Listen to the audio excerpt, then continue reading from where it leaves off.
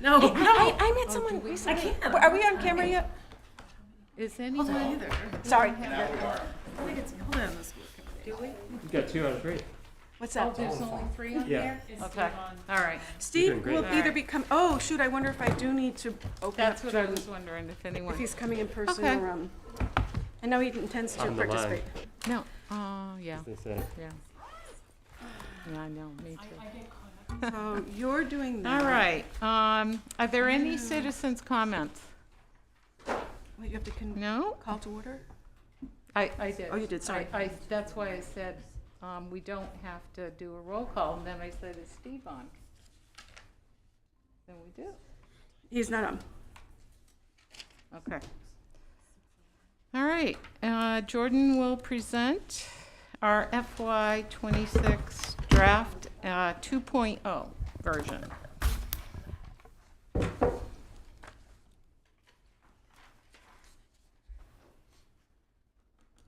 Good.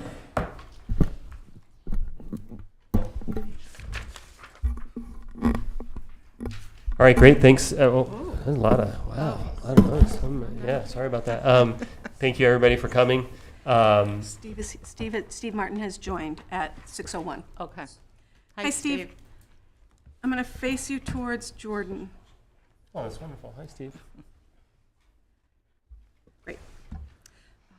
Actually, I'm going to send him the, go ahead. Yep. Steve, I'm going to send you the slideshow. Thank you.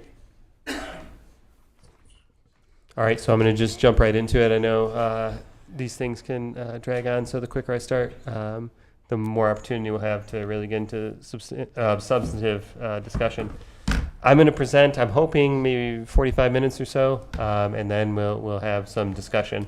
There's a lot of detail packed into this presentation, so I'm going to get right into it. Some of the information will be a repeat from our last session, but not everybody was here at both sessions, and I think some of the information does bear repeating, and I know obviously this evening we're going to have the opportunity to have it broadcast, likely to tens of thousands of viewers, and I want to make sure that all that information is contained in a single presentation, but I will try to move through it quickly, and then obviously if there are any questions, certainly have lots of time for that. So as Michelle said, this is 2.0, but it has a lot more information than the first version because we have had the governor's budget release last week. So a lot of updates, and specifically to the third part of the presentation regarding assessments. So slides like these, I'll try to move quickly. So budget priorities, just a repeat from each of our meetings. Our priorities are to continue with strategic investments that we had started making in this FY25 fiscal year related to curriculum, staff compensation, and the PVRS facility, and preparing for successful completion of the MSBA eligibility period. So that's really the two big things we hope to accomplish with this spending plan. Oh, wow. It's exciting. A lot of technology pointed at me. And this is kind of breaking news, but today I think a lot of people, whether, regardless of whether public education or really anything involving the federal government, right, we have a changing landscape related to federal funding, and Patricia reached out to Glenn Kuchar from MASC and Mary Bork from MASS to get guidance and what they're thinking. And overall is, although we see this news, it may seem scary, don't panic. Panicking, although a reaction is not leadership, right? Even when tough, scary stuff comes out, we need to continue moving forward rather than pushing the panic button at this point, because we're early in the process, right? The governor's budget came out, but this process isn't over. There's still a lot more to come. And the best course of action is to continue planning as if nothing's changed, because really there isn't anything guaranteed to be changing. So yeah, continue developing the budget, and it isn't the time to start making drastic cuts based on an assumption, for example, that there won't be federal funding anymore. That isn't the likely outcome. The likely outcome is something a lot more palatable from a financial perspective. We should plan as if the funding is going to be there rather than cutting programs and assuming the funding won't be there when there's not strong evidence that will be the outcome. So I think that's good news, right?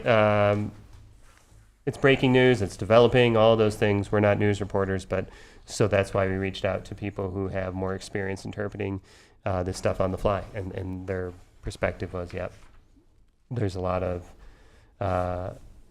press and newspapers are going to want to cover it, but for you all, continue with your process. Budget development timeline. So again, we are now getting towards the end, despite seemingly just starting. But that is, as we talked about at previous meetings, how the budget cycle kind of runs. You get a lot of information towards the end of January, and then you only have a couple weeks to work with that information before presenting a budget to school committee for approval. So we're getting close to that point. Obviously, tonight's January 28th. Chinese New Year Eve, for those who observe. Right, February 6th is the budget hearing, so next week, budget hearing. So we are definitely getting towards the end of the process. So changes from version 1.0. Let's start with no change. So no change to the overall estimated assessment increase of 3.7%. We continue to be cognizant of the fact that we need to control costs, and the local funds budget needs to increase slowly. So the local increase is 2.49%, and that's, I believe on January 8th, a couple of meetings ago, we had talked about an estimate of 1.8 to 2.8%, so we're right in the middle of that range. Now that we have more information about a little more information about health insurance, the local spending has increased a little bit. What there has been, and we're going to get to this later in the presentation, is a significant change to the distribution of the assessments among the towns, and that's based on the minimum local contribution, a state calculation, not something the district creates. And for the town of Bernardston, that change is somewhat mitigated by a decrease in tech enrollment, and I'm sure people are excited for assessment information. We'll talk about that a little bit later in the presentation. I'll try to get there quickly, and then we'll really delve deeper into the change in how assessments are distributed among the three towns. But not a ton of change version to version. Our estimates were pretty good. In terms of the revenue budget, and our spending hasn't increased too much. It's very similar to the first one, now that we have more information from the governor's budget. So we're going to start with the expenditures. So in terms of how did the spending change from version 1.0 to 2.0, there were a couple areas that increased. So we've increased health insurance by $47,000 based on conversations we've had with other districts and the insurance groups that I guess the less good or worst case almost scenario is more likely to come true, closer to 10% increases in health insurance. We're going, tomorrow is the meeting for the Hampshire Group Insurance Trust, so we'll have the number for our active employees tomorrow morning, but not tonight. So, but I think it's likely to be closer to 10%. A school choice increase, I know we had discussed school choice and charter last meeting. Last week, DESE also published the actual students. So we had the student names, and we had a good idea where we'd be at, but what you don't have until last week was the special ed increment for the students, so the actual services the students are receiving. And so the students that are leaving the district via school choice, there are a few that actually are receiving services, so their increment was a little higher than we estimated. So that budget line increased by $60,000. And then, and I'm not going to give you access to the people, but because they're all mad at me. But I have decreased some lines to to try to, bridge some of that gap, some of those increases. So, when you have the initial conversations with people, you do try to manage expectations that, well, we'll see how other things come in. I would love to give you everything you're asking for as long as it's reasonable.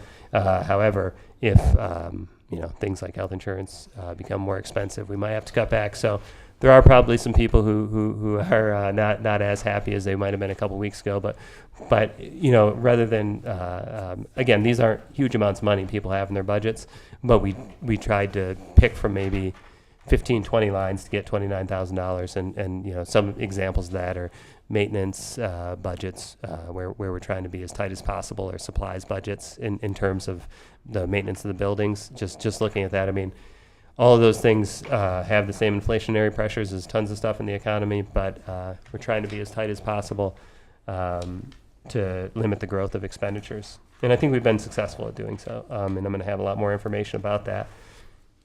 But again, looking at the overall picture, budget to budget, from 1.0 to 2.0, the budget we presented at our last meeting was a 1.97% increase in local spending. Now it's 2.49%.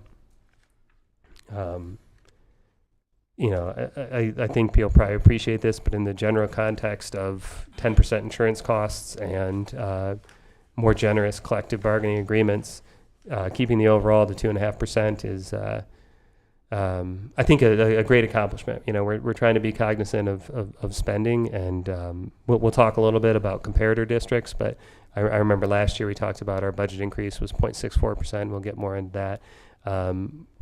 If you compare us across the state or across our area, we're doing well in controlling costs. And I do understand that it always is going to seem like a big increase, but we're trying to do better than other districts in our ability to control costs. But 2.5%, still pretty good. And I wanted to put it into some context over the years, right? So, and we'll get into this more when we're looking at revenues and assessments, because obviously how much we spend impacts those areas. But if we look at FY23, the district spent $15,227,923 in local spending. And this year, the draft budget for FY26 is $185,567. And the reason I put that, and I know we discussed it at last meeting, obviously reasonable people would point to the fact that, well, you don't have as many students. But as we talked about, as students decrease, especially small amounts of students, it isn't the case that expenses always immediately go down.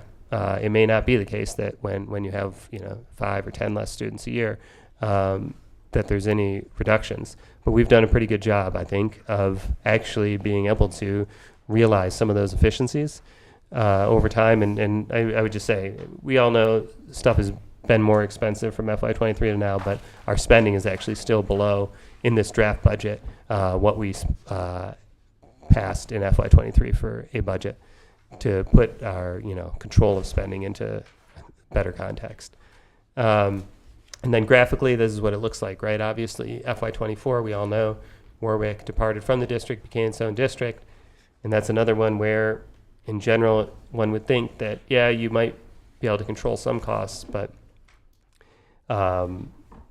again, a lot of the empirical research shows that it's kind of hard to control all those costs. We did a pretty good job. We went from $15,227,923 down to $14,720,938, and then we've gradually crept back up.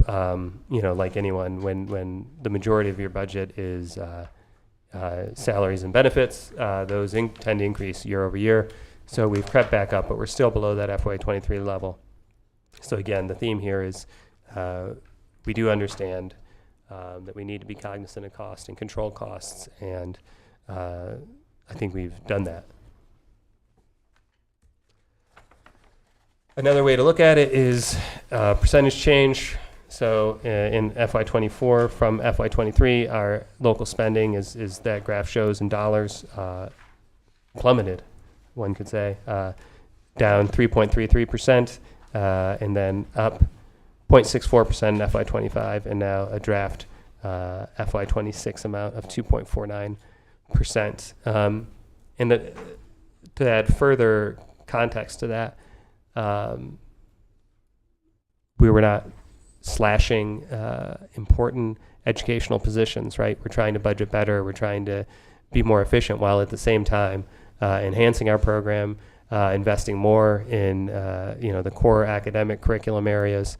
So it's a delicate balancing act, but I think thus far we have pulled it off, where we are keeping spending under control while also deepening and improving the academics in the district, and successfully negotiating contracts that compensate our student-facing staff even better.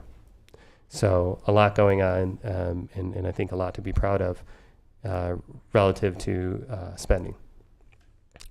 And this is a little bit of a repeat, but in this budget, right, why is the budget growing at all? From FY25 to 26, some of the big ones, insurance and benefits, right? Those are growing really fast right now. So any employer that is providing health insurance for the employees understands that. It's a big increase this year. Student need obviously drives some of the expenditure growth, and we're seeing growth in special needs transportation and out-of-district tuition. There's big growth in those categories in general, and we're not immune to that. And some of it is on the faculty side, where a lower paid employee leaves the district and we find a really good person to replace them, and they happen to be higher paid, and the result is that can drive some growth in the budget. But ultimately, if they're able to provide better education for our students, we've chosen to do that, to support that expense. Student need, as I spoke about with special needs transportation and tuition, is need increases specific to your student body that can cost money, right? It can lead to additional staff that are needed to support those students in the need. And then, again, this is a generally happy story, right? We had successful negotiations on 3-year contracts with both of our bargaining units, but that comes at a cost because they were better contracts, which I think school committee and the district is extremely proud of, but there's a cost there. I'm not going to look at the comparisons right now. We may return at it later, but I have a link that shows we discussed this quite a bit last year, but our 0.64% spending increase budget to budget of the districts that were reporting that we had information on was the lowest among 90 some districts. So we did well last year, and obviously I'm sure some people have seen, whether it be the Recorder or other news outlets, most of the budgets this year are coming in much more in the 4 to 6 to 8% range, and we're at 2.5%. So we're pretty happy with that aspect of the budget. So that's the expenditure picture. So the overall thing, yes, as everybody knows, with the economy and costs are increasing rapidly, and insurance and there's a lot of that out there. But in this district, we're doing a pretty good job on controlling expenditures. So that's good. And obviously part of the reason why we have to do a good job is because revenues aren't growing quite as fast in this district.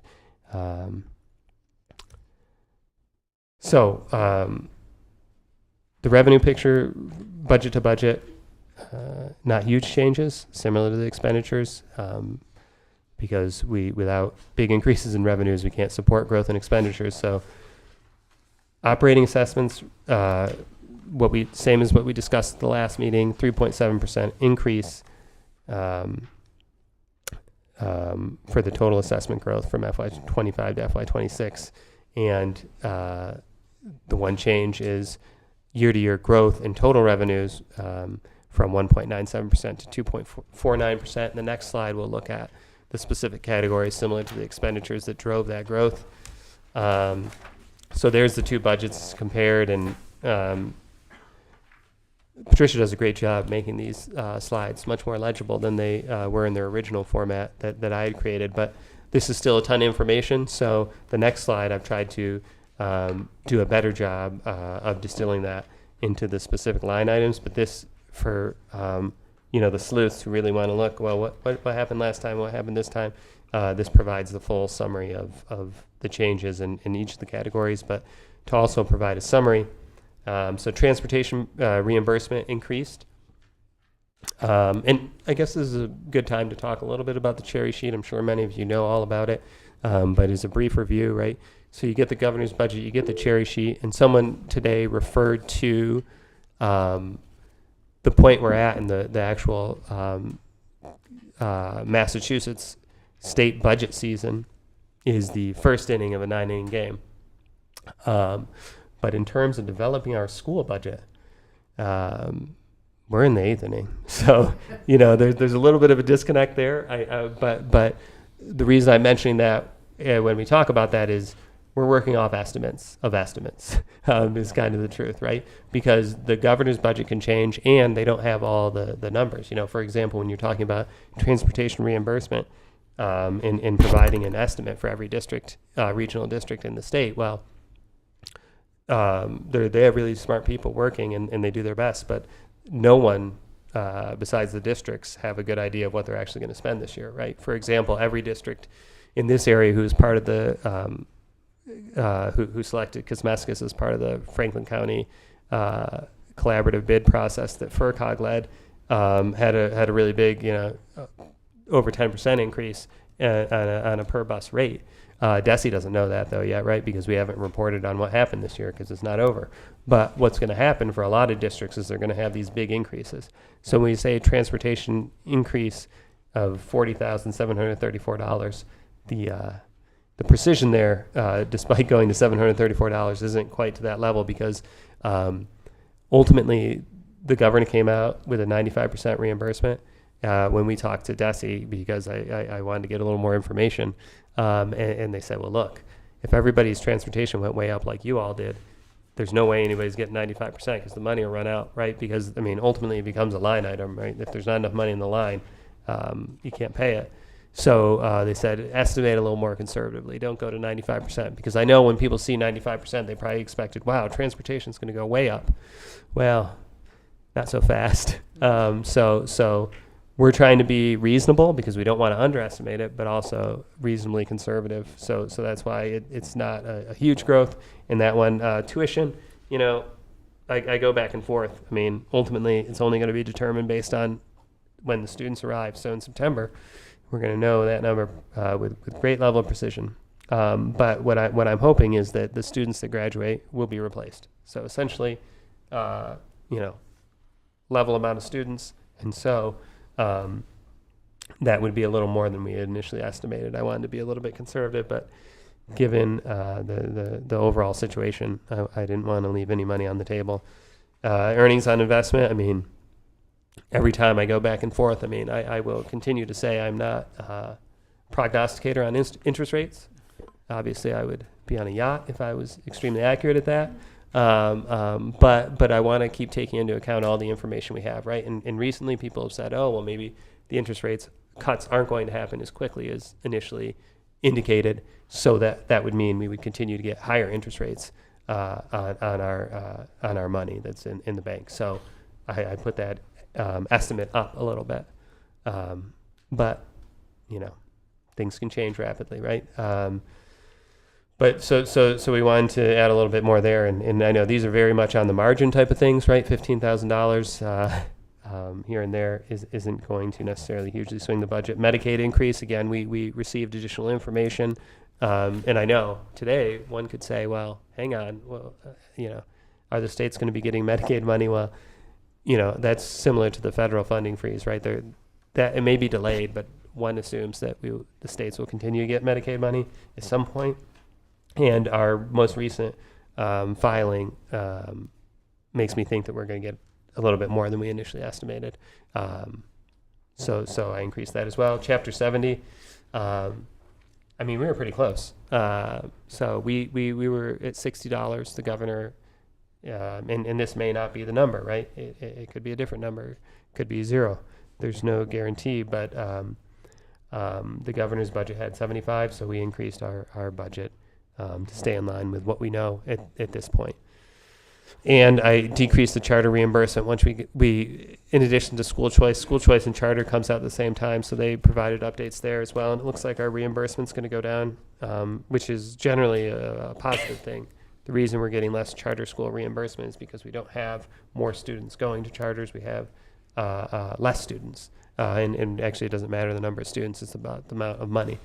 But we're paying less money to charters, so that's good. But on the other hand, on the revenue side, you get less reimbursement. So what we have is 3 years ago, we had an increase. And the reimbursement rate is you get 100% of the increase, then 60%, then 40%.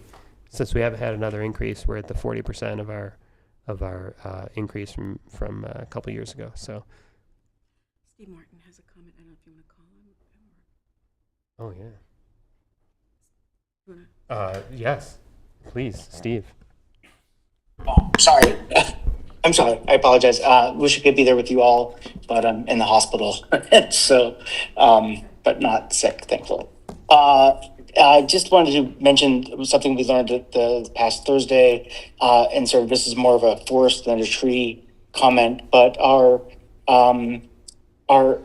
financial overseer from DESE, in a rare display of solidarity with the district that she's providing oversight for, was actually voted to become our district treasurer, because she's appreciated the financial management for the last few years. And so I don't know many overseer relationships that end up with someone hoping to join the oversighted entity, but I was just very grateful that we'll continue to have her guidance and decades of experience. Yeah, I definitely echo that sentiment, and thank you to the school committee for appointing Cammie as district treasurer. That was great news, and will, I think, can pay dividends and help us. So you're getting a new,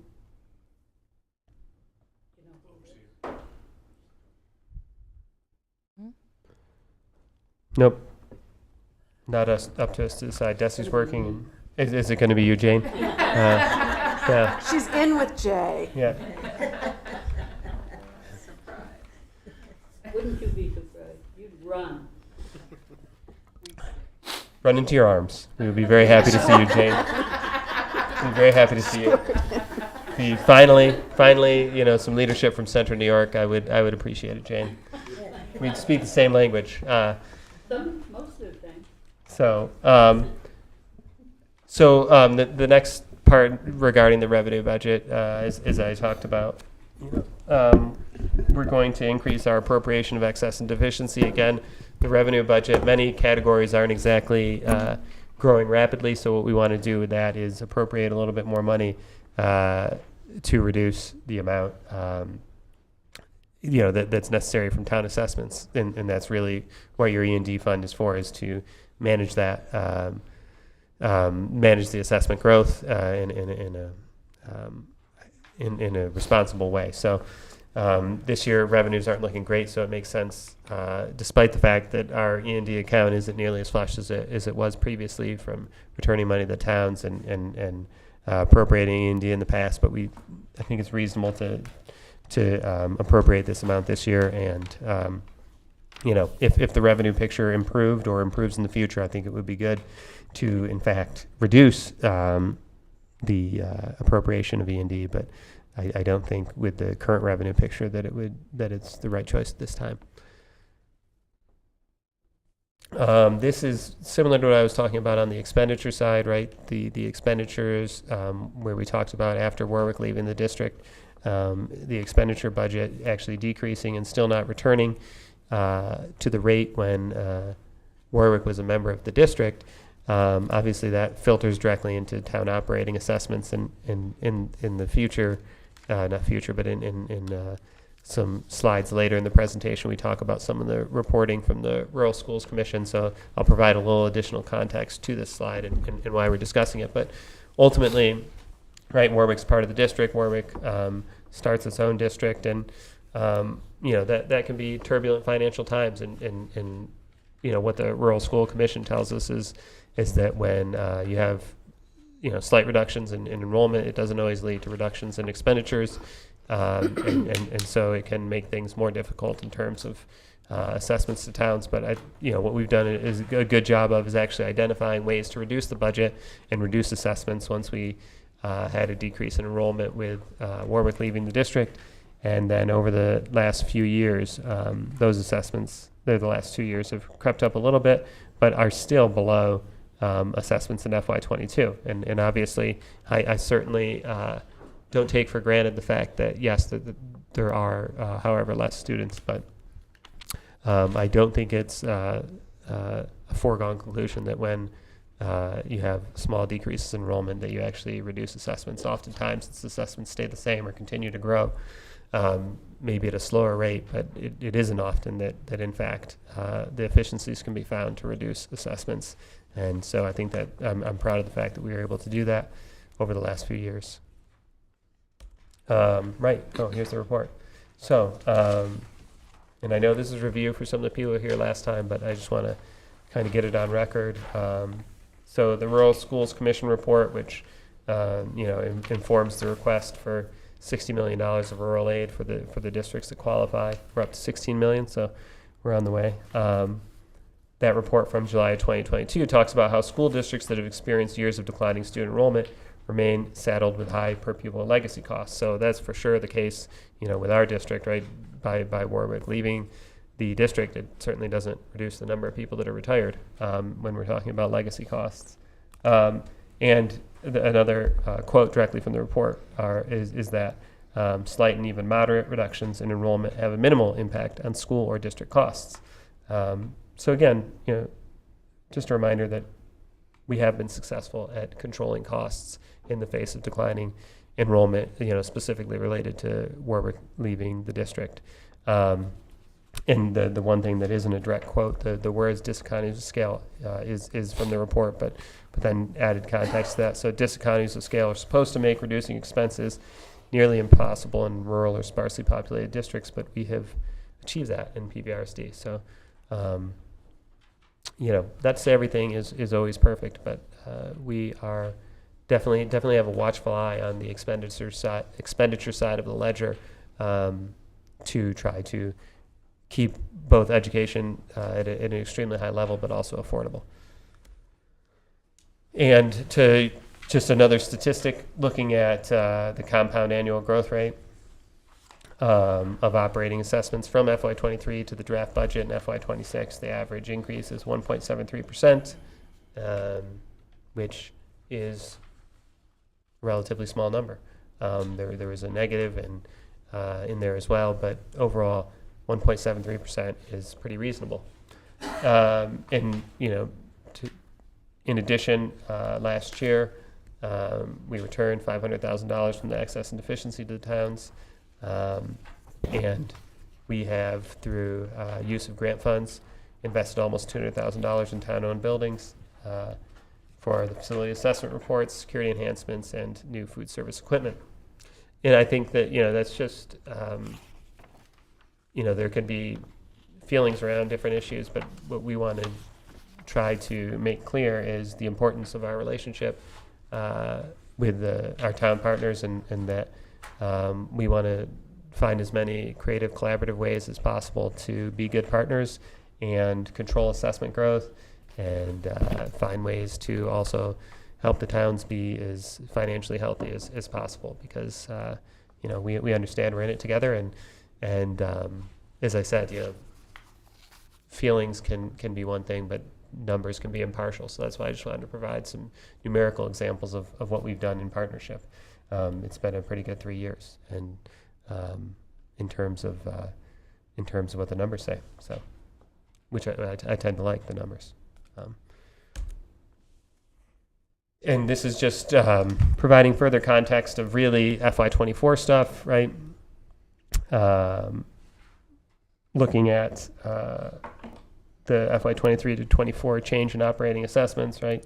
Bernardston and Leiden, very small numbers, $20,103 for Bernardston on the third line there, $18,543 for Leiden, and then Northfield actually saw a reduction in assessments of $164,276, and the towns each also received refunds. Bernardston, $202,150. Leiden $42,050, and Northfield $255,800. So one way to look at that is that line where it says net increase, decrease to town, going from FY23 to 24, looking at increase in assessments, and then the actual return of money. I guess the bottom line also entails capital assessments. So looking at the bottom line, Bernardston year to year, decrease of $171,487. Sorry, adding an extra thousand. That isn't a number. Leiden $20,807, and Northfield $403,426. And that's a lot of numbers, but I think long and short of it is, when possible and when the financial situation allows it, we want to be supportive of the town's financial situation as well. And that's kind of what I'm hoping between the expenditures and revenues to convey, right? We want to make sure that that our decision making has a focus on controlling costs, making sure assessments aren't going up too much while providing a great educational product.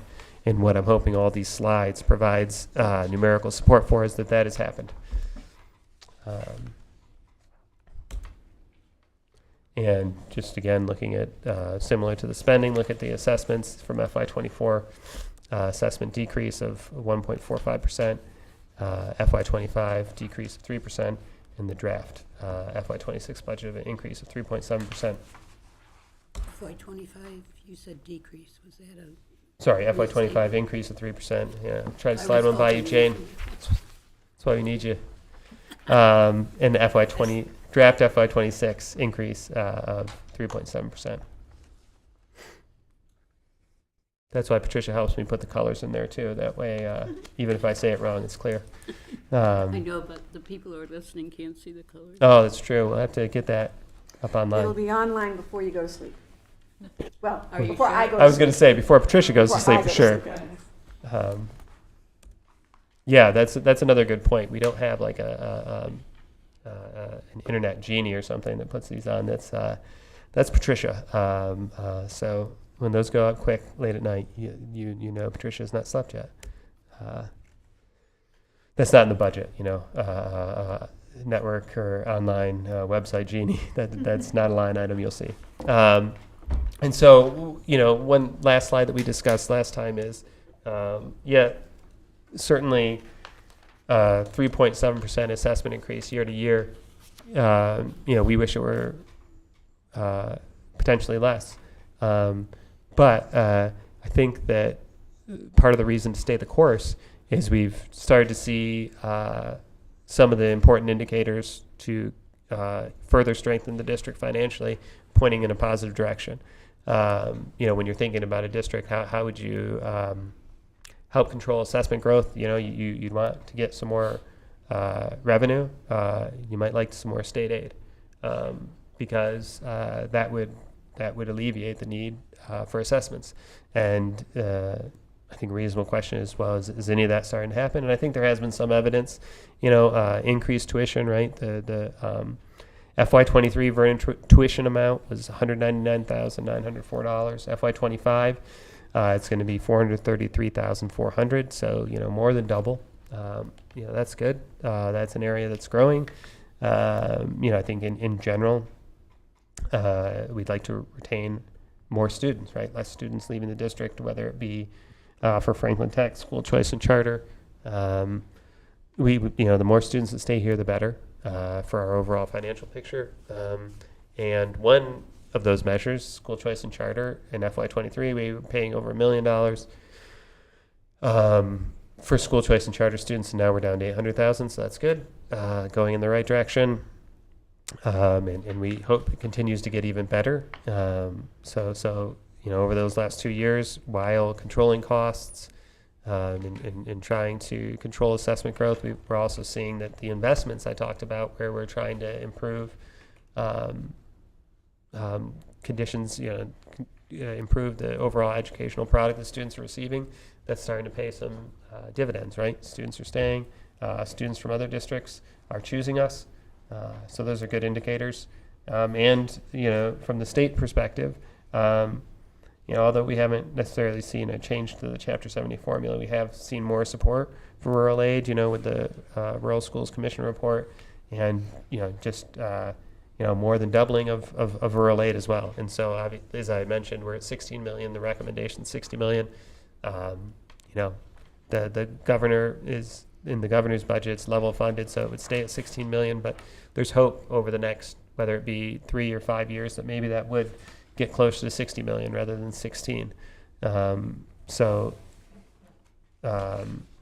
are some indicators that things may, in fact, be moving in a direction that would continue to enhance our financial picture, which is, a good reason to stay the course and continue to invest in the district.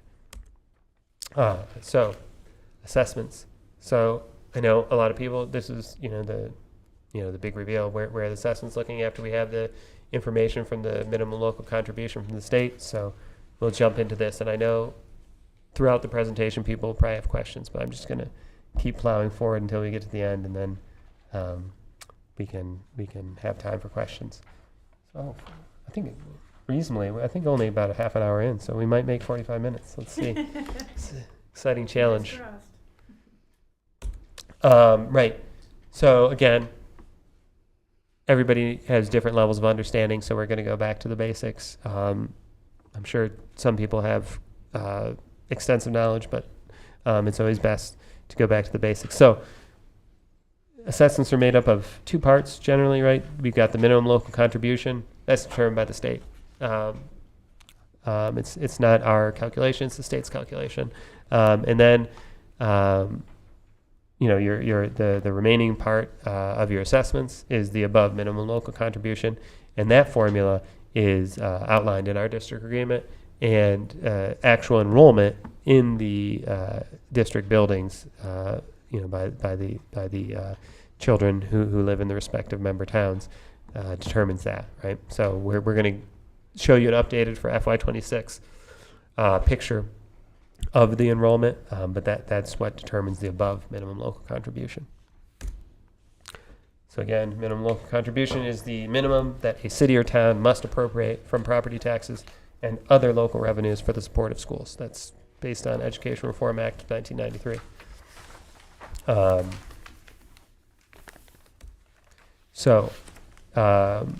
As we mentioned at the beginning of the presentation, the distribution, although the assessments themselves are 3.7% increase to the number that was assessed in FY25, the distribution of the assessments has changed, and we're going to add a lot more context about how that happened and what that means, because I'm sure the change will lead to a lot of questions. So we're going to try to provide as much additional information as we can. So I think it would be apparent immediately that Bernardston's assessment percentage change from year to year is much larger than Leiden or Northfield's.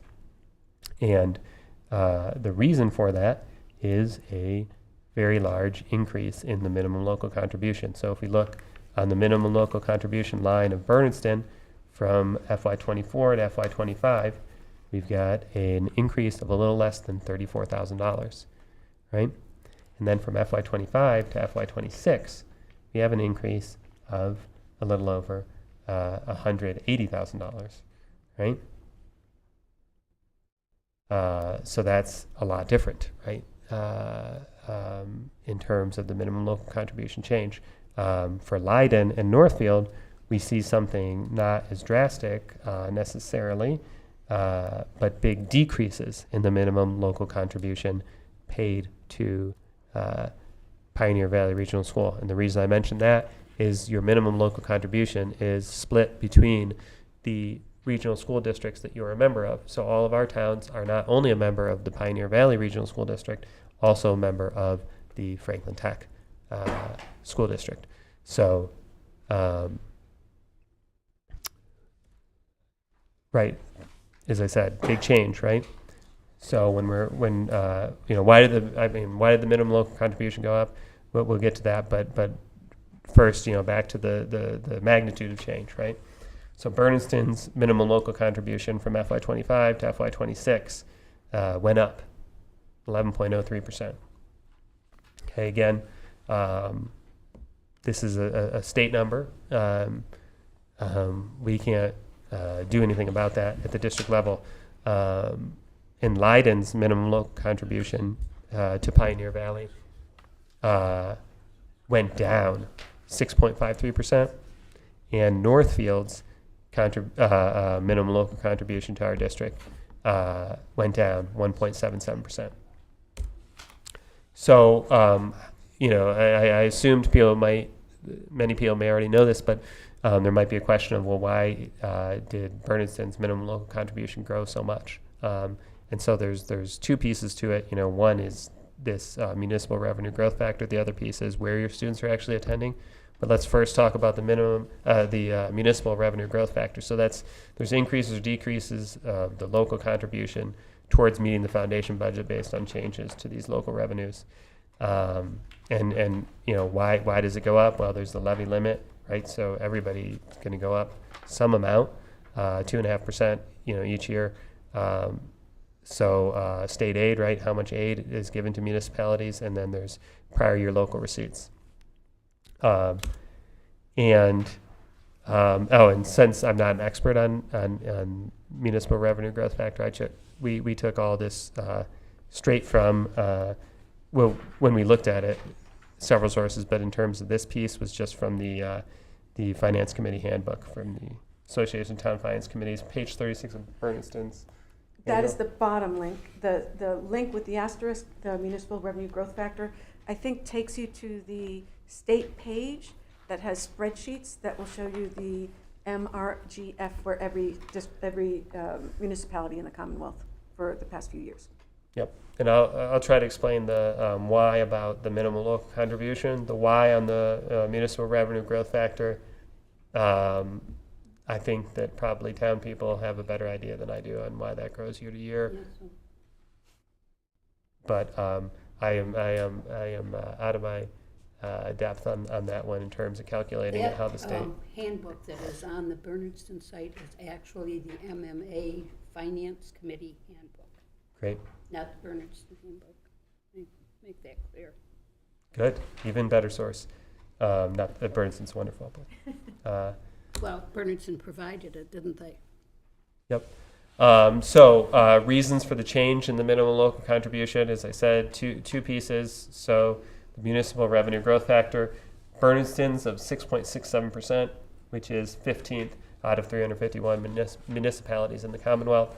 Leiden's 3.83%, which is 239th out of 351 municipalities. And Northfield's of 3.41%, which is 306th in the state. So why is Bernardston's municipal revenue growth factor, or why is their minimum local contribution going up? Well, the biggest factor is there is more apparently municipal revenue. In Bernardston's is growing faster than Leiden or Northfield's. Again, these are state numbers, not my opinion.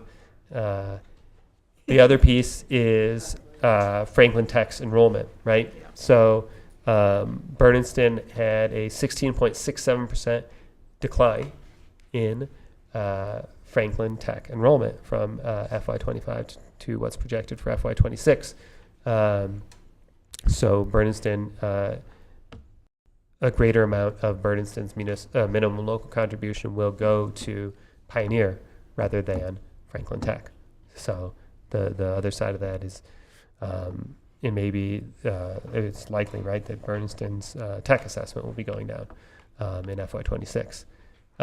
Leiden, on the other hand, had a big percentage-wise increase in Franklin Tech enrollment. So a smaller percentage of their total minimum local contribution will be going to Pioneer. A greater amount will be going to the tech school.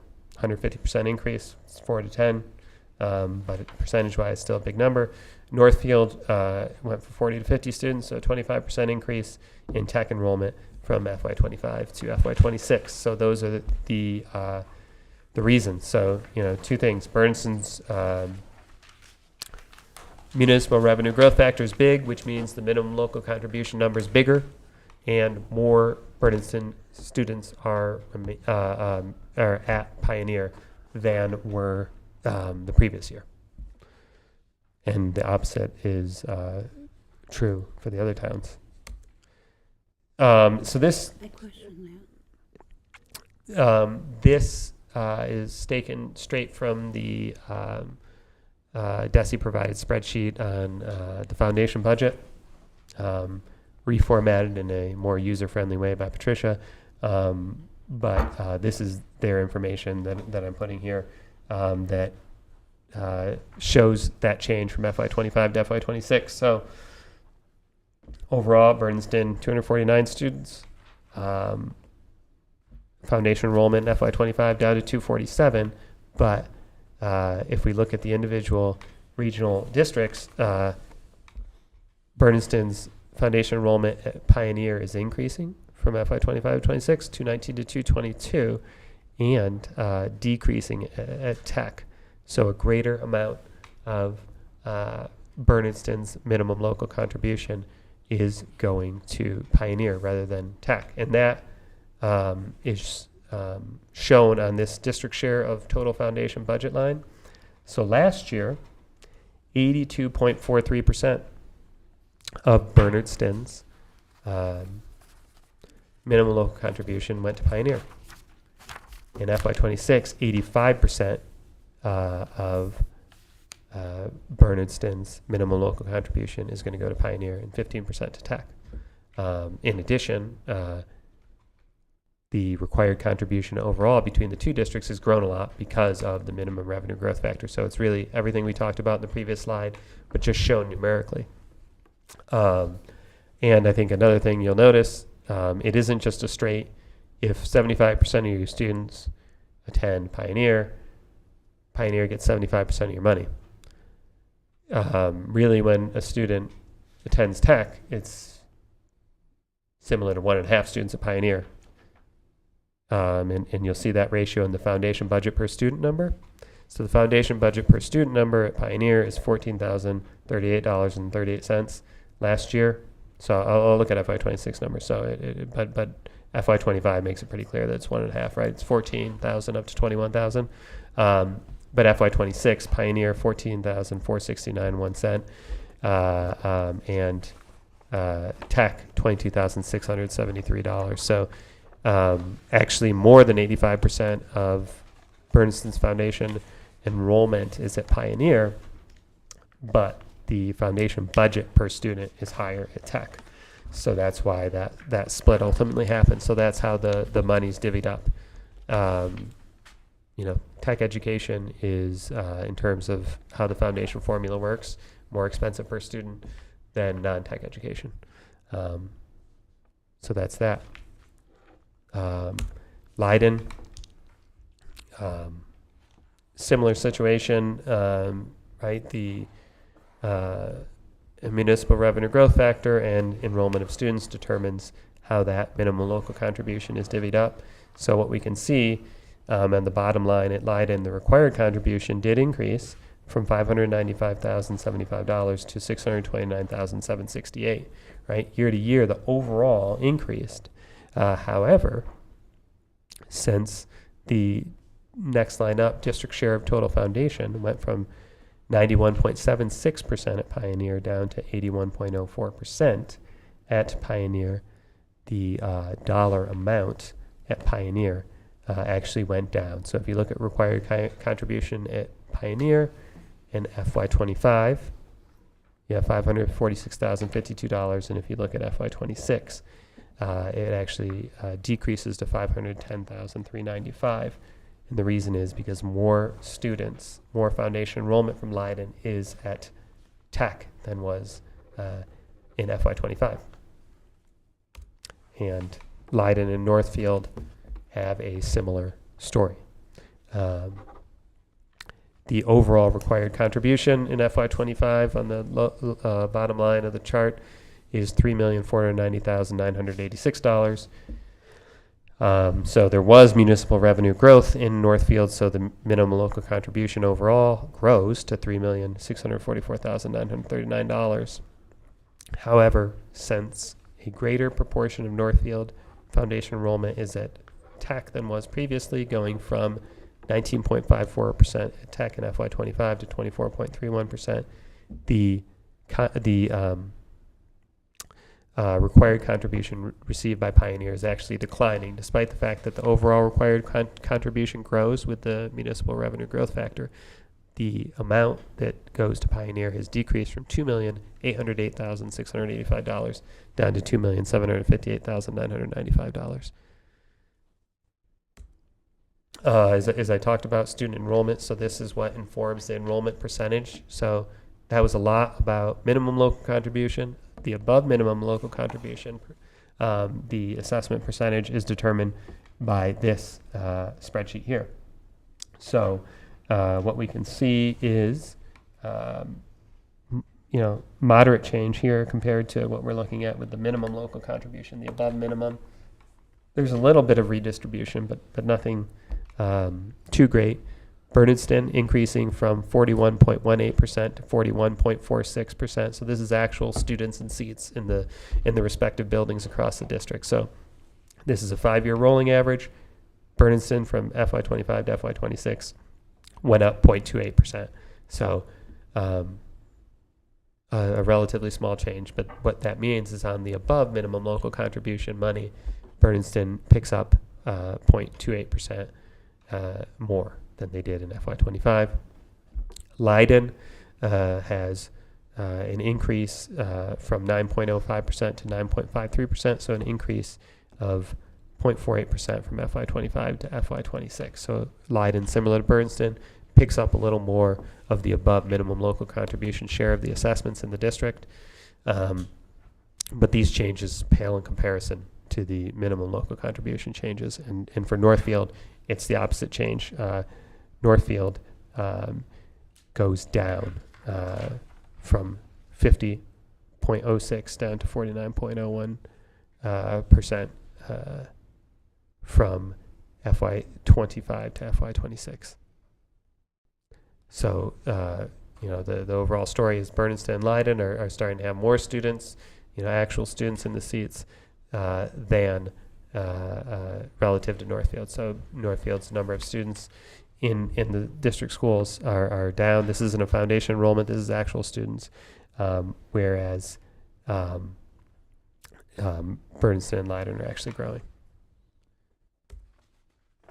Next steps, continued conversations. As I said, tomorrow morning, I will have the Hampshire County Group Insurance Trust. So we'll get better information about insurance increases, and there'll be continued additional information, both internally with different department, different stakeholders in the district, and continue to refine the budget for February 6th public hearing. Time for questions and conversation. I am going to keep the slideshow up in case there's questions specific to the slides.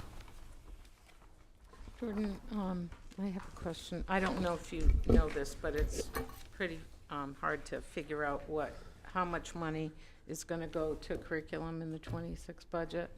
I was at the Mass Municipal Association conference, and I attended a very good panel discussion from a superintendent of the Peabody Public Schools, town administrator, and the finance director of the Holyoke Public Schools.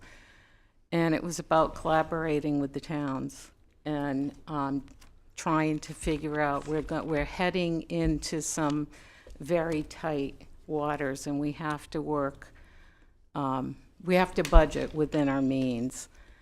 And one of the things that he shared with us is that DESE has grants for curriculum, like 5 or 6. I know we don't have a curriculum director, but he said to go to the DESE website. I did that on Sunday. I couldn't find anything, so I called the superintendent today, and I expect, it'll take him a couple days to get back to me.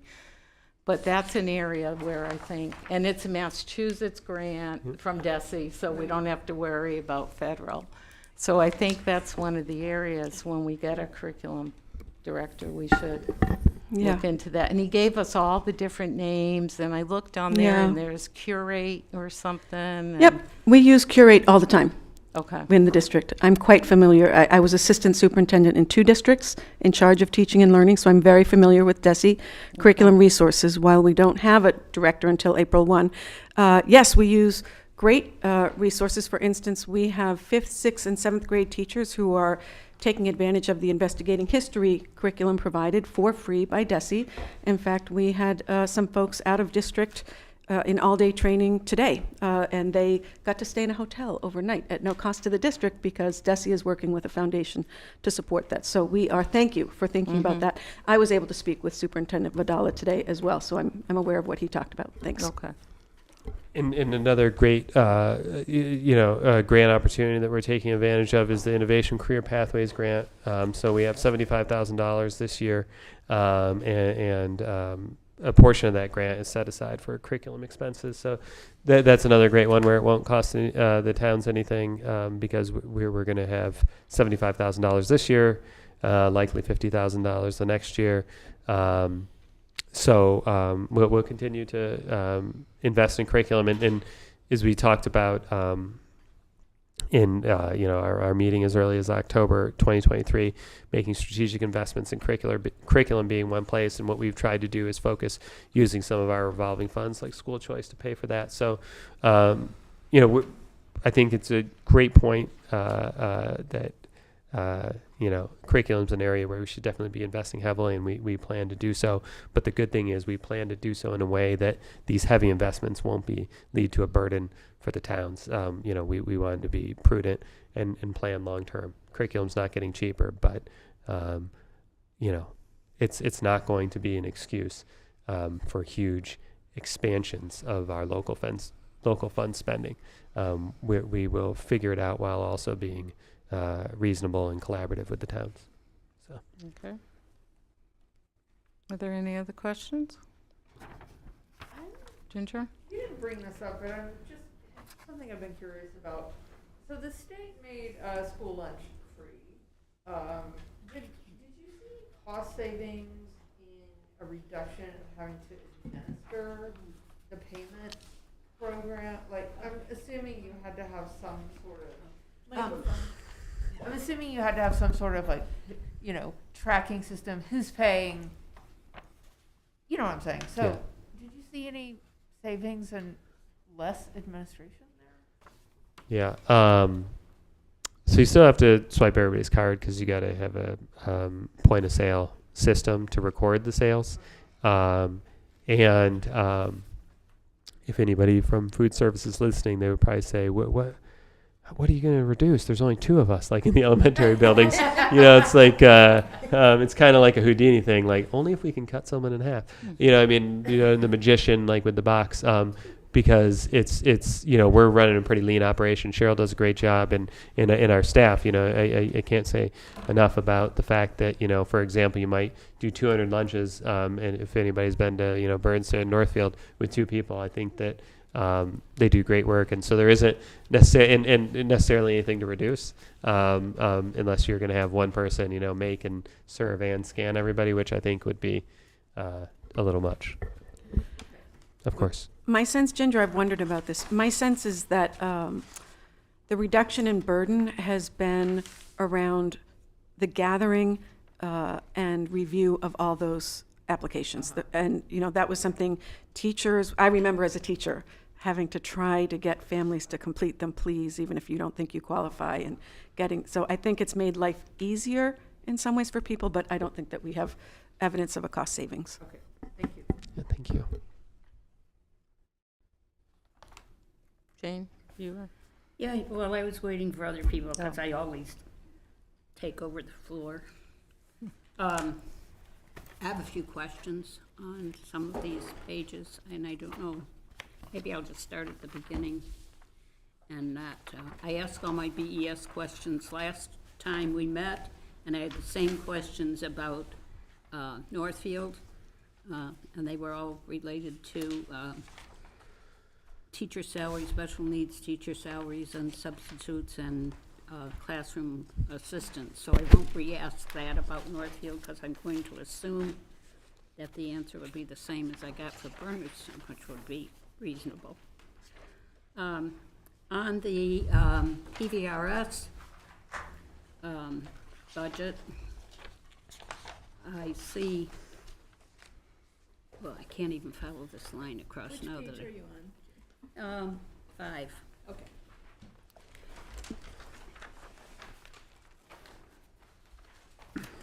So you've added a line for theater supplies, Yes. you've added a line for PVRS dual enrollment. Yes. Can you tell me a little bit about each of those? Yes. And Give us line numbers, please. Jane, can you give us line numbers?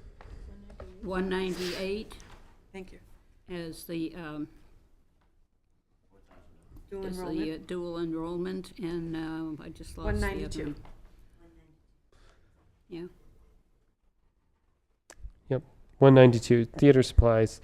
We didn't have a budget previously. So this is, I think, another area where, we can say we're expanding, right?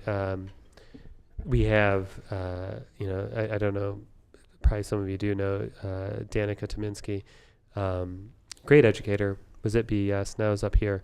Extremely passionate about theater. That's her and Miss Byrne are taking some students to Broadway, right, later this year. And so we have enthusiasm and passion among both the teachers and students. And when you see that, it's great to be able to provide, $3,000 in a big budget isn't that much money, but to provide some level of support to support growth in that area. And it's an area where, when you're thinking about what should or could Pioneer Valley be, right? Like, let's do our core academics really well. Let's do our art really well. Let's do our performing arts really well. Because when you're thinking of your core regional school versus maybe a tech school or even a charter school, it's something that we can probably do comparatively better than other places and provide really great opportunities for our students. So when you both have the appropriate staff and student interest, I think it makes sense to put some money behind it. And Principal Scanlon Amy, I should give her credit for having the foresight and to develop a budget with having more money to support theater. And similarly, this was also the dual enrollment was a smart initiative of I think both Principal Scanlon Amy and our guidance counselor at the 9 through 12, Amy Kearney, to invest in dual enrollment opportunities for our students because there's a cost associated with it, and to be able to provide opportunities for dual enrollment through GCC. Previously, okay, that was my question. oh sorry, I apologize. Yep, sorry about that. Yeah, well, That would have been the only answer I needed. oh my gosh, Okay, I- all right. dual I mean, enrollment at you're, GCC. You're going on at great length, and you finally get to the bottom line. I'm not asking you to invent the wheel here, just give me a quick answer. Good. PSHE testing fees, why are we having to add that back in? I think it's similar to what we've talked about on some other initiatives, whether it be student supplies or dual enrollment, and that's kind of what I was getting to there while I sermonize. It's another equity thing, right? Like you want to have your students not having their economic realities determine their academic potential, right? Okay, So- so this is to pay testing fees Yep. for the kids that are going to take the test. Mhm. Are you, just to follow on Jean's lines there, like 190, you're down 4,000 at 194. I don't know what STE supplies are, and you're down by 4,000. Are you shifting some of these small programmatic type things around on the account lines? Well, I mean, the It's down by 4,000, and you've got 4,000. I think you stuck on the theater supplies, or 3,000. Yep. Well, it's accurate. Be that there's some movement around. So when you hand the budget over to the principal and look at their priorities, I mean, our principals have been good about essentially trying not to increase the overall budget while also driving money towards some of their priorities. So that's kind of I think what's happening here. You're seeing people. What's STEs? Oh, right. So that's like science, technology, engineering. Oh. So kind of like what people, STEM, STEAM, all those This is like kind of. last year. Talked about that actually. Yeah. No, that's, I think some of the questions are just more simple ones, like Mhm. Jean was saying, where STE just doesn't Right. roll off the tongue for me. You actually jogged my memory. I was looking at this Um, last night. 264, the environmental that's on the, education Pathways is educator providing coordinator is 15,000. not there. Sorry. Oh, I said they jogged my memory. I was looking at this last night. 264, the environmental educator program coordinator. We were putting so much emphasis on outdoor programs. And now are we shifting? Well, I think that's another. Well, I mean, I don't think we're shifting. What I think is, when we look at the budgetary realities and we look at year-to-year growth and how are we going to, maintain a reasonable budget that is collaborative with the towns. I think one of the things we're thinking of is, if a role isn't completely, one, student-facing, and two, has the potential to enhance our program at PVRS, because as we talked about in previous meetings, how are we going to get more students is a district, and specifically up here where it could be tuition paying, I think it's enhancing the program. And so this position wasn't specifically doing that, but I think returning to a point you previously made, Michelle, there's so much money available in grants. And so one thing we're doing simultaneously while we're reimagining how we're going to do outdoor education, we're not stopping it. One thing we're doing is applying for a grant that would pay up to $90,000 next year for a position that would involve more directly and have a specific program already attached to it. For example, creating a school garden and integrating that into the food service itself.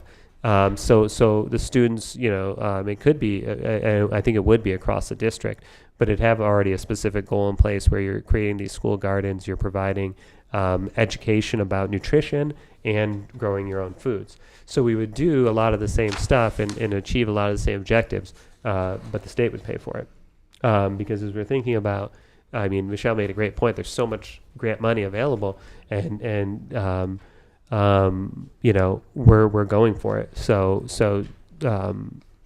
we're not in any way slowing down. I know there might have been a perception that right now we're in a stasis, but we're not. We're certainly growing the amount of grant money, I think, and opportunities that we're applying for.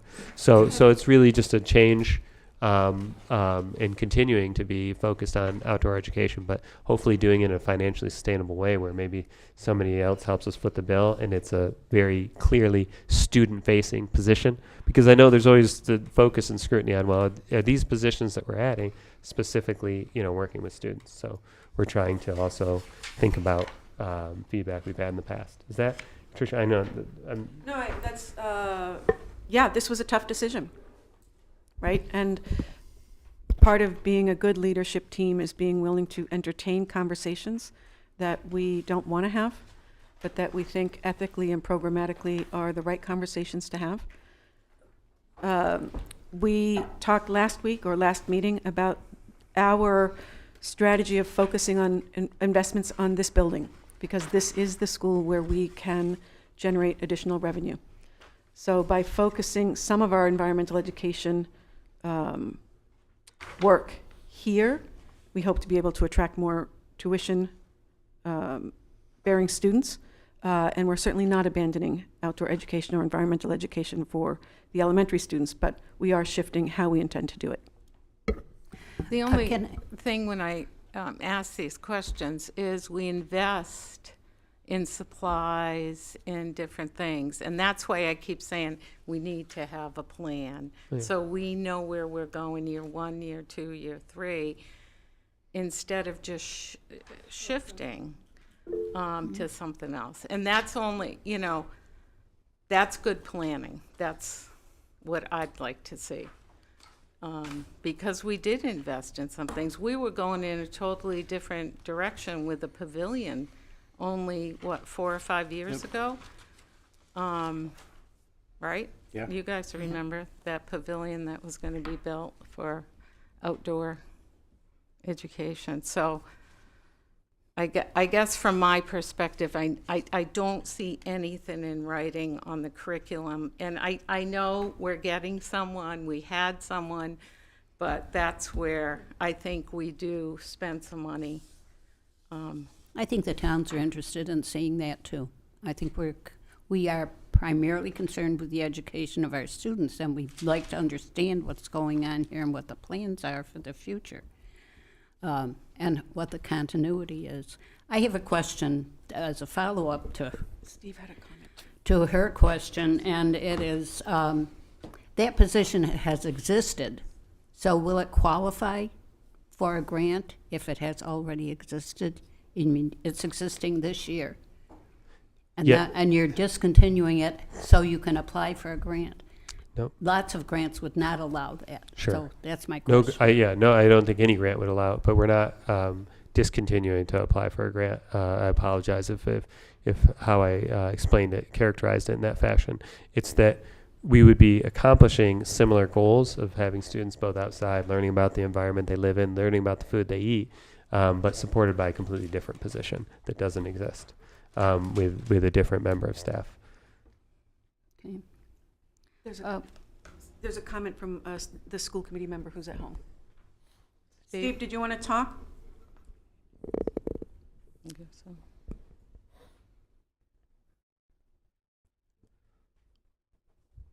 I guess he'll come back.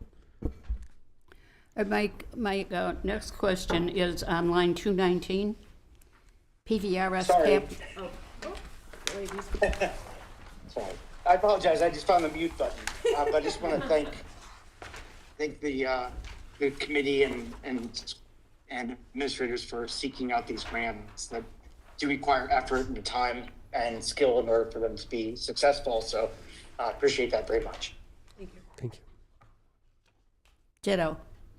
Oh, you're welcome. My next question is about line 219, PVRS capital building expense.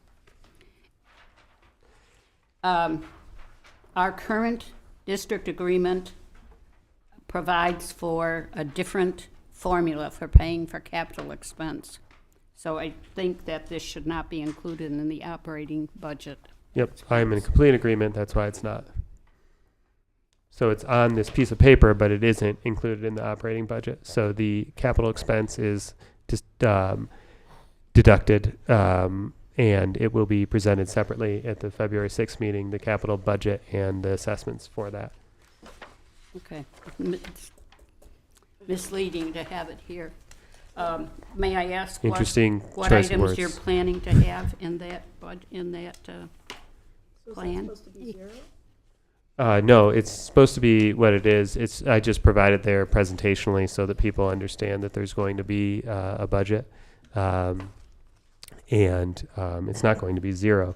I will present it separately in terms of how the amount is going to be assessed. So there's going to be $30,000 paid for with local funds. So that'll be, as Jane alluded to, assessed through the formula that exists for assessing for capital projects. So I haven't provided that yet, but I will for the February 6th meeting. And what's going to be in there? At this point, we're looking at some additional security cameras in the interior of the building. Support safety, right? Makes sense. And really in a similar thought process, potentially a new fire panel for the fire alarm to, again, make the building more safe. And you've got quotes on those things ready Yeah. for the... Yep. We'd like to know what we're buying. How about line 79? I think I know the answer to it, that the district administration going up 23%. Can we just go through that one more time for me? Sure. On an all funds basis, going up is $1 million of that $1.2 million change is for the feasibility study budgeted expense for that. So once you deduct off the cost of that, it would be a much smaller amount. I mean, I can try to do the math quickly, but 54. Well, yeah, but the percentage, again, that's the one you got to get. A very small percentage. Thank you for highlighting that, Brian. On line 290, what does BCBA mean? Board certified behavior analyst. Good for you for remembering. I know, that was good. And I, for the record, those compliments do not come easy. So I will both accept it and I want that noted. But I'm used to it. That's typical for Central New York. You start to worry when people say nice things about you in Central New York, right, Jane? That's right. And you figure you're in real trouble. then. Exactly. You threw a lot of statistics at us as far as comparisons to other school districts in Massachusetts. Is there a sheet that you could share with us that shows the cost per student? So if you take the bottom line of this budget and divide it by the, give or take, 583 students in the district, it comes to $31,308. I just wondered how that stacks up against other districts. Like you can find it on Dusty. Hmm? You can find it Yeah. on the Dusty website. Yeah, I will To try. memorialize it in this package, Yep. though, would be Yep. valuable. The expense of 3 special needs students, if you go to the last page, page 7, I guess it's line 307. 3 students equates to, no, it's, yeah, 1,127,000? No? 3 students? No, that's 3 special needs students. the total student services budget. It encompasses a lot more than that. Okay, good. I think in terms of the tuitions, there's, from line 302 to line 305 are the tuitions, and it might be more like 6 students. I mean, it's still a hefty price tag, but it's probably closer to 400,000 for, say, 5 students. It's those lines, and the reason they're in yellow is we still don't have the updated prices from the out-of-district placements. Yep. It's You probably said 6 students? about 5 students for $400,000 in terms of out-of-district last- placements. Spreadsheet that you shared with us showed only 3. Well, one of the students isn't classified as out-of-district placement. They're classified as school choice, and that's just a Sims thing where because the student is at another public school program at another district, that they're classified as school choice. So it may be 4 instead of 5, but it's a. I mean, again, out-of-district placements are extremely expensive, and because I think probably people know this, but they provide extremely specialized service and have extremely low staff to student ratio. So you might have 5 students with 3 people, 3 adults. So they're. And if we continue with our efforts to find ways to be entrepreneurial, it can get tricky. Maybe in the future there could be a program here, like our incredible essential skills program at Pioneer, where we invite other districts to send their kids to us, and we would get essentially that out-of-district tuition. So we would make some money by having kids come to us. Yeah, we've been down that road a few times in some recent administrations as well that lasted a year or two and those programs disappeared. They were very expensive to start. Yeah, I think that there was something at John schedule regime. Yeah, but we have a program here now. So this is not in the plans, but it's the kind of thing where, as we think about this building and bringing in revenue, this building already has a staffed essential skills program, and they do a beautiful job with the kids. Maybe at some point there's capacity to say to some local districts, if you have a student with significant special needs who fits the profile, these are called low incidence special needs, right? There aren't a lot of kids in any district with them. And this is something that the it's a service collaboratives provide, right? So, but maybe we could invite other districts to send their kids whose profiles match our essential skills program, and we would get tuition revenue for that. And I hear you. I understand that there was something before, but this is established and stable. Hey, Jordan, on the last page as well, several of the smaller transportation items are reduced by 40 or 50%. Are we doing something different with the special needs transportation? Like the ESSA transportation went down 50%. Oh, no, it's just, so like, ESSA transportation is related to foster situations, and so we just haven't had the incidents. So I'm just trying to, steal from every line you can, because if you haven't been spending it historically, why keep budgeting for it, So that's really the story there. Just, I don't think it'll cost that much. So like McKinney-Vento, we increased because there had been some increased incidents, and it looks like that isn't going to necessarily continue. So we're just trying to, where we can. Thank you. A foster situation, is that what you said? Mm-hmm. Well, I mean, right. So there are situations where, for example, a student. Oh, you mean from a family situation? Yes. Yep. Yep. I'll make sure I've got Yeah. I'm spending most of my time in EMS, so I'm trying Oh. to make my Acronyms. back into education as opposed to public safety stuff. Be good to have you talking to the That's mic. okay. Jane, are you done? Oh, I'm sorry. Are you done? Do you want to keep going? I'm looking at the MSBA. Did you go through the additional expenses associated with that first slide? Because I'm just looking at what was last year, and I'm, in my mind, kind of doing a year over year and trying to understand programmatically I think that's what Michelle was getting at, not so much criticizing any particular choices, but understanding the year over year. When I last tuned into the program, so to speak, we were talking about environmental education and curriculum and things like that, and I see that's all on just the slide. So slide 2. So I'm wondering if there's a blowout of more information of slide 2, like there was last year on other programmatic things. I think that's what I'm missing. Am I making sense? I'm sure you are.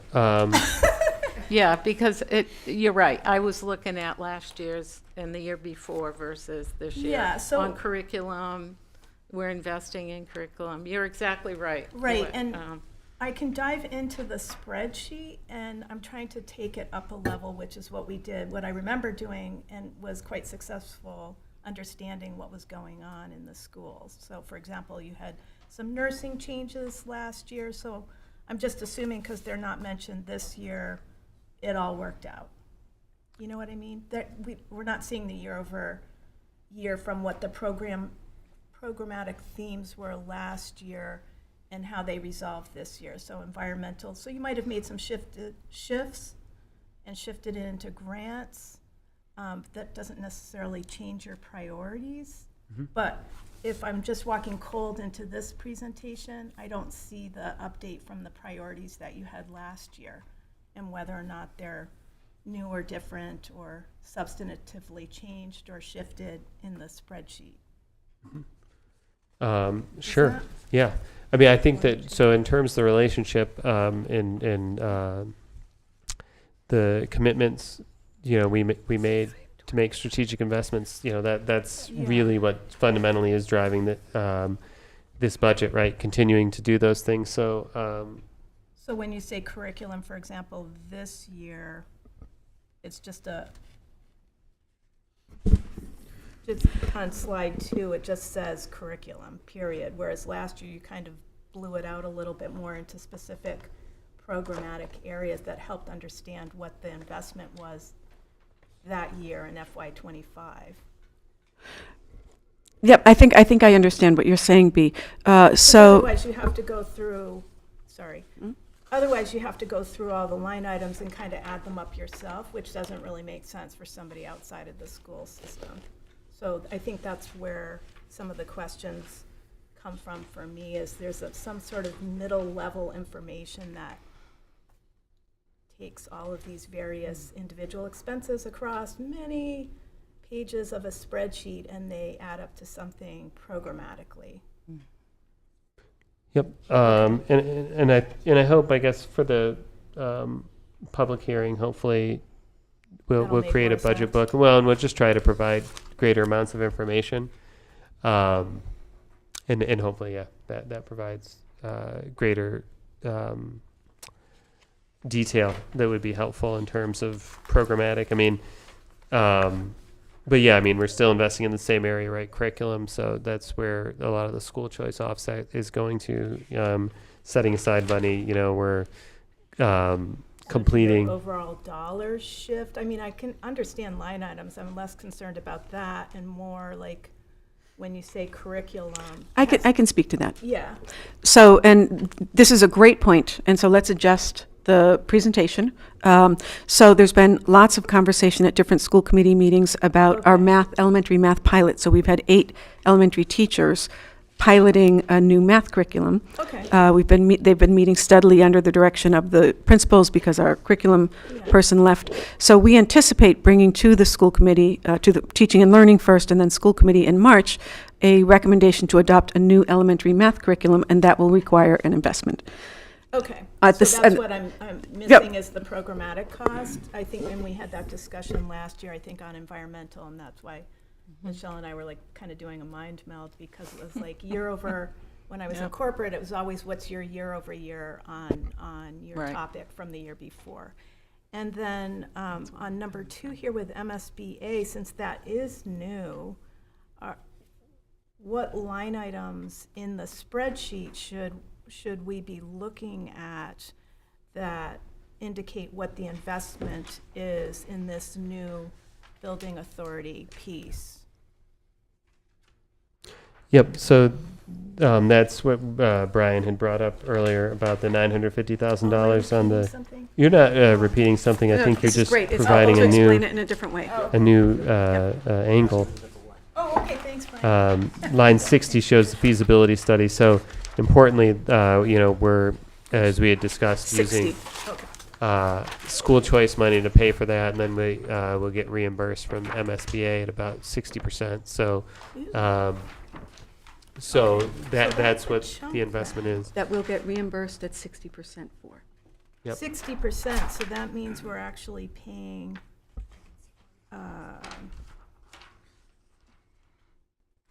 feasibility study, you mean 60% of 950,000? Mhm.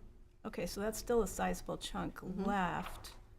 And I will say, having had a lot of experience with buildings in the last couple of years, the appetite for, and I know you guys are proceeding, but the appetite for debt associated with new buildings, I wasn't seeing the love for that going into debt in Northfield. I don't know about the other towns, but Yep. diplomatically put.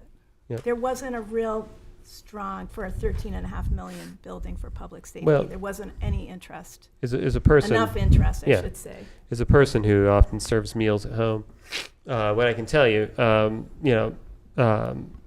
my child is often offered 2 choices. One is the healthy choice, the Chinese choice, which is good for you.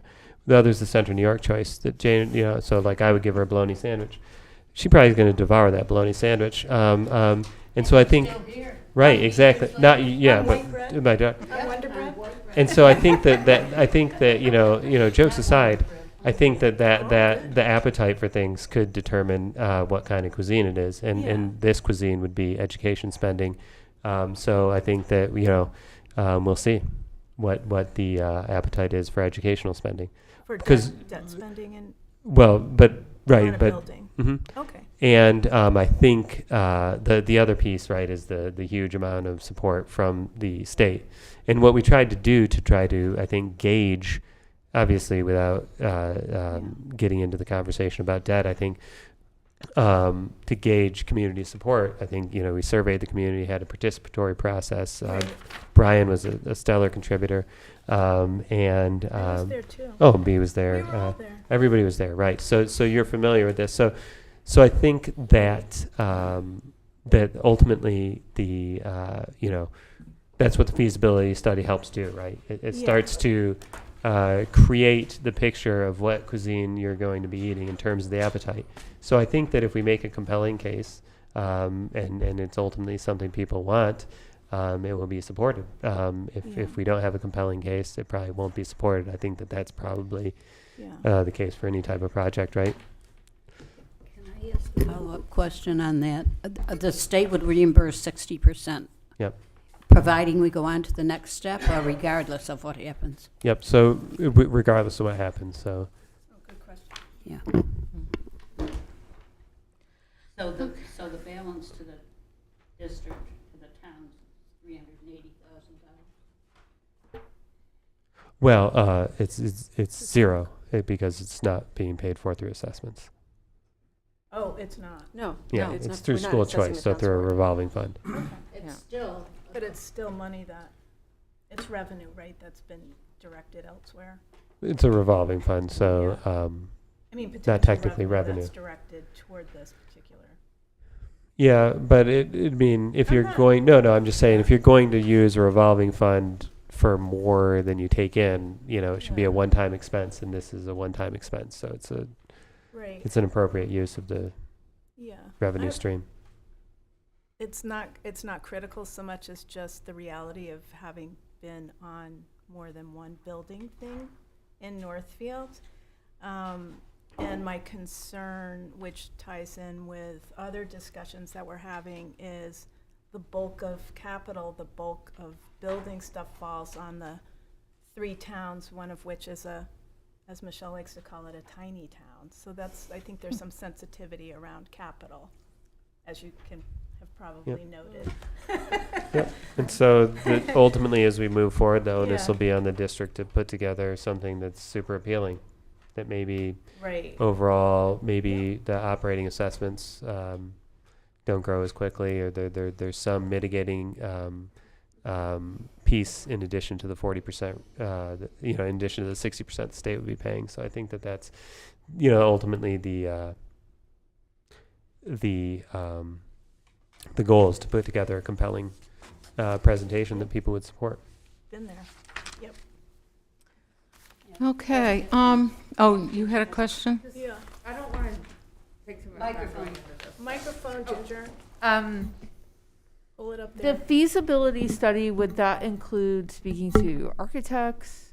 Like at what level, what is included in the feasibility study? And then just a request from me to the school committee and to you, if you do spend this money, will you please find an architect, the people who are looking at space, use, whoever you hire, I would like to see you hire someone who is an expert and specializes in the use of existing space. Like, construction is expensive. Yeah. It's it's bad for the environment, ripping things down, throwing them away. The production of materials is a huge impact on the environment. And I would just like to see that money used to maximize, no, I'm going to say not build, I'm just saying to really maximize this existing space. That's just my request. Ginger, I couldn't agree with you more, and the MSBA agrees with you. Okay. So you get extra points, and they're very convoluted, complicated, but sturdy process. They really have got this worked out for using existing space and renovating it. The whole embodied carbon thing, I'm with you. Great. And again, so much of the process is, I don't want to say controlled, but mapped out by the MSBA. So there would be only certain professionals who could work with us. And one of the first steps eventually would be hiring an owner's project manager, an OPM, and they would help us. Just one thing to add, when this building was redesigned about 24 years ago, it was designed to last 50 years and was designed to house 700 students. Right. If we took every student in our system, they would still have 200 or so vacancies, so to speak. So just reiterating, I would suggest you go down the lines of using existing rather than trying to rebuild the wheel. Agree. I hear you, Dan. And you were chair of that committee? Chair of the committee, Well, thank you for that. appreciate that. Thank you very much. It's a great building in so many ways, and it Came in is. on time, on budget. Well, let's hope if something happens here, building renovation-wise, the same, we could follow in those footsteps. A lot happens in 24 years, and some of our systems are aging, as evidenced by a heating system that doesn't keep up all the time. When we designed this, we asked the architect to build in a geothermal, and they dragged their feet so long that we couldn't do it. So you would be having almost free air conditioning and a fairly inexpensive way to heat and cool this building. But that's one thing they didn't listen to me on, and I'm still forever talking to them about it. Well, maybe if there's a building committee, Dan, you'll I'll come back. You'll on come it. back. Yeah. Wouldn't that be something? So the MSBA has, again, really clear parameters about measuring space, measuring types of space, and allowances for how much space per student and what kind of student. So there are different space allowances for the secondary level, where kids are going to different types of classrooms versus the, And I'm I just do saying this for the, understand that yeah. completely, as far as doing that, but you got to realize our taxpayers are to the point where they're about to rebel, and they look at the town's budget more so at the moment. And as a finance committee, every town here, the biggest part of our budget is always school budget. Over 50% of our budget goes to the school, whether it be Northfield, Bernardston, or Leiden. So it's a big hit for every single town. And we have those same people getting up every town meeting and saying their taxes are astronomical. If you look through it, they really aren't. But we are also having an aging population in all the towns. And we're seeing a dwindling amount of students that are coming into the area, and that has a twofold thing as far as doing that. It doesn't allow for extracurricular activities because you don't have enough kids to do that. I can't see in the next 5 or 10 years people moving back unless they see that it's economically feasible to do that, because real estate might be a little bit better out here. If that should happen, then that probably would be a good way. But if you throw on top of what we're looking at in our town, and if you think that, okay, the education of the kids is going to outweigh whether they want a fire department or a police department or not, it's going to come down to the towns working against each other, people in the towns. And as the population gets over, you get the old thing, oh, my kids aren't going through school anymore. To me, I don't care. I would pay for education is forever. But it's getting to the point where we cannot, I wouldn't say justify, but we cannot champion the budgets. You did a great presentation. I got to hand it to you, and it's looking, it's still, we'd like not to pay an increase at all, but it's still going to be a hard pill to swallow when we start throwing out some of the other things our town actually needs as far as doing that. We foregone getting equipment, we foregone doing other things. And it always has come out of the town's budgets, not necessarily the school. And I'm seeing a tendency to go back to now, I wouldn't say punish the schools, but to really look at budgets under a microscope. And I brought up the other night as far as doing, I think one of the things we should really do is when budget season comes with the school and with the towns, we should get together and work together and say, these are the problems we're having. You can tell us the problems you're having, and we can try to work it so that we feel very comfortable with with your budgets when you come over and present it. And I think it's a good thing to get together more often now. Just coming to the select board and the finance committees of the town and presenting a reduced presentation would do two things. I mean, the budget is what it's going to be, but it would feel that we'd have some say in it as a town entity. And that's what I really need to see happening, so that everybody will say, well, you know, I don't like it, but we need it, we know it's a necessity, we're gonna do it. So just think about, there's two sides of this budget. There's our side as being, working for the town, and your side as working for the school. We work for the town employees, but we work for the whole town as far as doing that. You work for the students. We work for the people that are paying the bill. So we have to present a united front that we feel comfortable in, not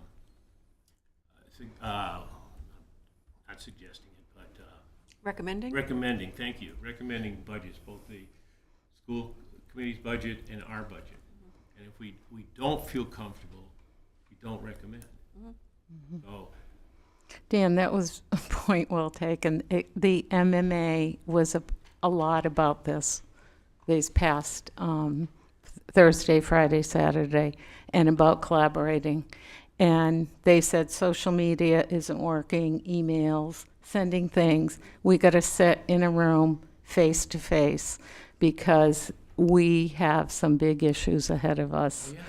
And if we don't sit and collaborate with each other, we're just going to be like this. And that's what I started with. The superintendent, he really put it well, what he does with it. And then there were other people on the panel. But anyways, Michelle, if there's no more, I have one more. yeah. Can we go back to your presentation, page 31? This is the horrible Bernardston slide. Yeah. What? I got a clarification, understand. In the bottom right-hand corner of that slide, it says 2,163,000 for fiscal year '26. That's what you're expecting the town to pay into the school system. That is what the state sets is your statutorily required minimum local Okay. contribution split between the two. Okay. And you divide that into the last year's fiscal year '25, 2,009,000, and that's an increase of 7.7%, not the 3.7% that your presentation leads with. Sure. So there's the required contribution. So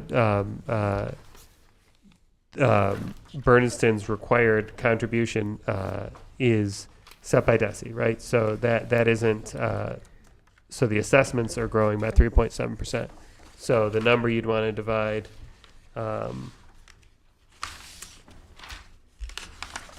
is Not there. it's there. So it is on slide 15. 15. 15. I spared you. We didn't get to 50. But There's still yeah, time. yeah. Which would also be also on this bigger sheet? Right. It's on So, the big sheet. It's everywhere. But that's Ken not and everybody, you exclusive have to- This is a slightly bigger version. That's Have not your eyes. exclusive to Bernardston. Right. So if we want to get exclusive burns, I'll go there. But I just wanted to return to the total assessment. So when we talk about 3.7% assessment increase, that's the total pot of money. So the total pot of money was operating assessments was $8,815,665. Total pot of money for draft FY26 is $9,141,845, which is 3.7% growth. Now Bernardston. Yep. If we want to get exclusive to Bernardston, that's on slide 27.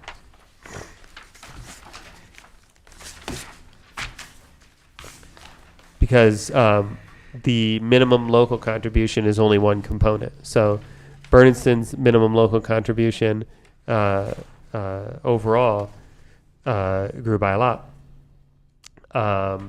which is why the percentage change in assessments from FY25 to 26 for Bernardston grows by 8.94% at Pioneer.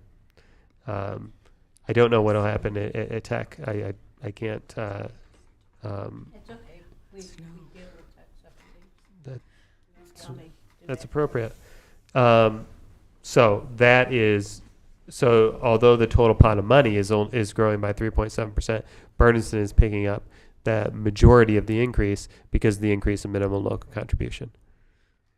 I understand the where it's coming from. It's the reality of we're writing the check for an additional 8.94, call it 9% more than Yeah. last year. That's a big swallow for our Yep. town. I certainly understand and respect that, and that's why I wanted to provide so much context about, because normally we don't go into, depth about how minimum local contribution is calculated, but this year we wanted to, given that it's extremely impactful. And that's kind of one of the tough things I'm sure lots of people see in the paper year to year when those minimum local contributions change across towns. It can be impactful and surprising. Now I'm done. And this is why on the agenda, you'll notice I asked to have contingency planning because this is very early in the process, as Patricia said earlier. We do not know what the representatives in the Senate is going to do, and then conference committee. We have several months to go, and as we know, there's going to be a lot of pushback on many things. So we don't know where we're going to end up. Not that we can come up with a contingency this evening, but I thought I would throw it out there to discuss with the towns. Because the towns could be getting less money. We don't know yet, right? This is a very different year than any other year.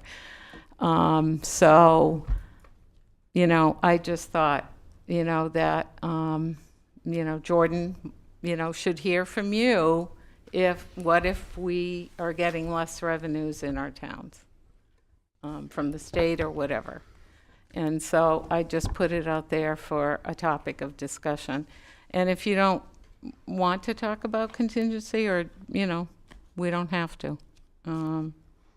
If it's getting late and, we can go to other anticipated business. But at the time, I really, being in the MMA, listening to DLS and all that, I just felt that a contingency might be where we need to go this year. I'm not sure I know what you mean by having a contingency plan at this point. Being prepared to cut, like I can remember in the hospital, if things weren't looking good, they would say, okay, you got to cut 5%. So you're saying if we say to our departments, sorry, the world has changed, give us a new budget that's 10% less than what you had last year, we would say the same thing to the school. Well, we have to go, they have to give us a budget. So we have to go forward with the public hearing on February 6th. We still have to go forward. Right. But at some point, when it comes and closer if to I'm town familiar meeting. with Mass General Law, the school committee can decrease the budget at any time, and they don't have to go back to the towns for a vote. They just decrease the budget and decrease the assessment, and you don't need a vote from the towns. That's correct. So that's the kind of cooperation we'd be looking for if we face that kind of situation. Right. Is that unfair for me to ask? No, I don't think so. I know it wouldn't be fun. It won't be fun for the towns. It won't be fun for anybody. Right. But we didn't get into this deal to have fun. We got into it to work for our towns and protect our towns and do the best we can for them, for what they need, and still keeping the tax rate fair. Well said. Okay. Ginger? I mean, I guess I feel like you addressed that a little. I mean, I appreciate you addressing earlier in the meeting, like you talked to Dusty about these effing stupid threats of cuts to money from the federal government to our communities. I don't want to freak out about it either, and I appreciate especially you not. I'll freak out about it on my own time, but since you get paid, I don't get paid to not freak out, so I appreciate you having a reasonable mind about it. But I think, I don't know if this is just absolute stupidity that is coming our way, and just ridiculous chaos and threat? Or is something really going to happen and we're going to be screwed? Yeah. And we can't make a plan for an idiot screaming into a microphone. But if it comes to that, again, hopefully we can work together to figure that out. Yes, of course we will work together. And Jordan actually has some great language about our demonstrated ability to make hard decisions here in the past few years and to enact them. And there have been some of you know, some very hard conversations I've had to have with some employees during this budget cycle. We have made already some cuts that are hard. It was very helpful to talk. So it wasn't DESE that we called. Oh, sorry. It was the Mass Association of School Committees. Okay. That executive director is Glenn Kuchar. He's been director for 24 and a half years. He knows the scene. And Mary Bork is the executive director of the Mass Association of School Superintendents. She was superintendent in Chelsea during a very hard time. She then became the director of intergovernmental relations for the Superintendents Association. Mary is a known figure on Beacon Hill. Both of these people are plugged in, and Mary spoke with Secretary Tutwiler this morning. So these, you know, I trust their guidance. I've known them for years. So for them to say to us, and they were separate phone calls, they said almost the exact same thing. Don't freak out. Don't change what you're doing. Make the budget. Keep going. Nobody knows. Nobody knows. It would not make sense to panic. And so that, I think, I'm very comfortable with that, right? Like we're not, and that's so similarly about some of the immigration concerns that people have.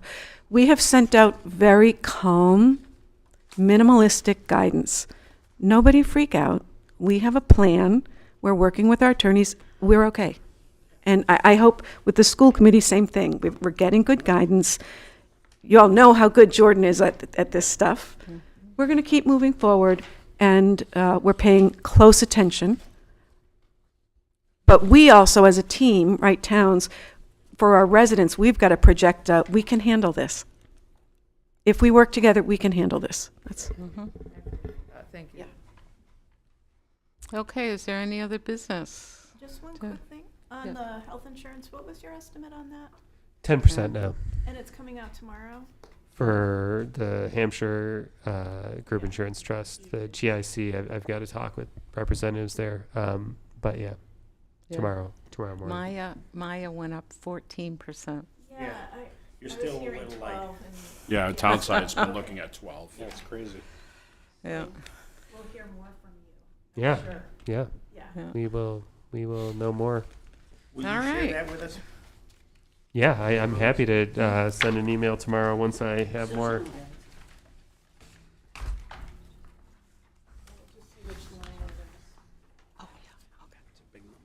All right, if there's no other business, is there a motion to adjourn? Thank you. Thank you. Good job. Thank you so much. 288 Motion to grand. adjourn? Thank you, Jordan. Is that what it is? Yeah. All You're right, very welcome. thank you.